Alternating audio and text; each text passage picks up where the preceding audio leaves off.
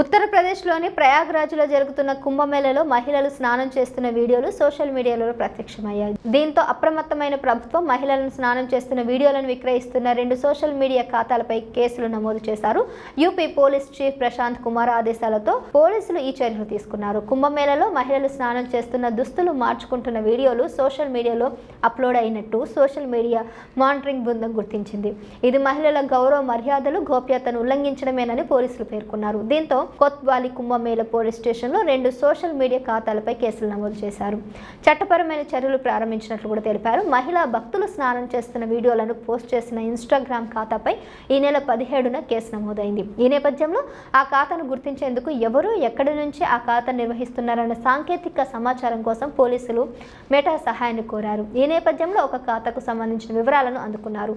మరో కేసు నిన్న నమోదైంది. ఇలాంటి వీడియోలను ఓ టెలిగ్రామ్ ఛానల్లో గుర్తించారు. ఈ ఛానల్ పైన చట్టపరమైన చర్యలకు పోలీసులు సిద్ధమయ్యారు. ప్రస్తుతం కేసు దర్యాప్తులో ఉంది. మహా కుంభమేళకు సంబంధించి అసభ్య వీడియోలు, తప్పుదారి పట్టించే సమాచార వ్యాప్తి కోసం సామాజిక మాధ్యమాలను దుర్వినియోగం చేస్తున్న వారిపై కఠిన చర్యలు తీసుకోవాలని పోలీసులను హెచ్చరిస్తున్నారు అక్కడున్నటువంటి భక్తులు.